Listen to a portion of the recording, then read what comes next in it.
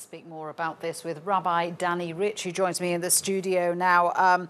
When we look at the situation today, Danny, it doesn't seem as if Jews and Arabs are any closer to achieving a peaceful solution. Well, regrettably, that's true.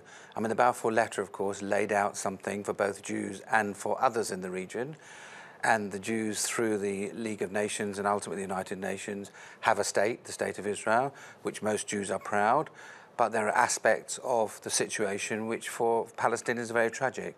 And what I'm trying to advocate is that we try and hold on to the fact there are two narratives, and that both those narratives need to be understood and heard. Doesn't mean we have to agree with each other's narrative, but unless we start by understanding each other's story, we can't really move on further. Absolutely. And as the head of liberal Judaism, what role can liberal Jews play in helping Palestinians, I suppose, not just achieve their dream, but peaceful coexistence between them? Well, there are a number of projects which we support which enable Israelis and Palestinians to work together for common goals.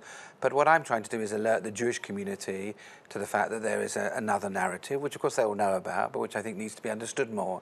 We won't reach peace unless we sit down with each other. And you have to sit down with your enemies. You don't make peace by sitting down with your friends. You have to sit down with people you perceive to be your enemies or people who have different interests and work out how you're going to have a joint future. Well, I've been to Israel and I've been to Gaza. Sure. There are very entrenched positions on both sides.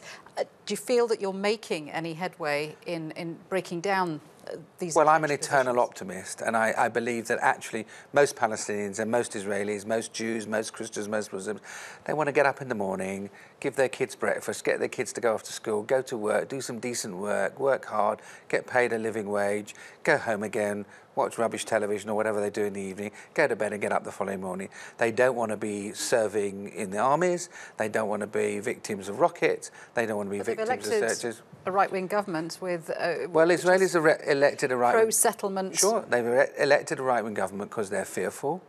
And as well as Palestinians have to have their rights and their state or what it is they require, Israelis have to be reassured that the state that's going to be opposite them is one that wants to work with them and is not one that's going to continue to make life worse for them. Danny, good to speak with you. Thank you very much indeed for joining us in the studio. Rabbi Danny Rich there.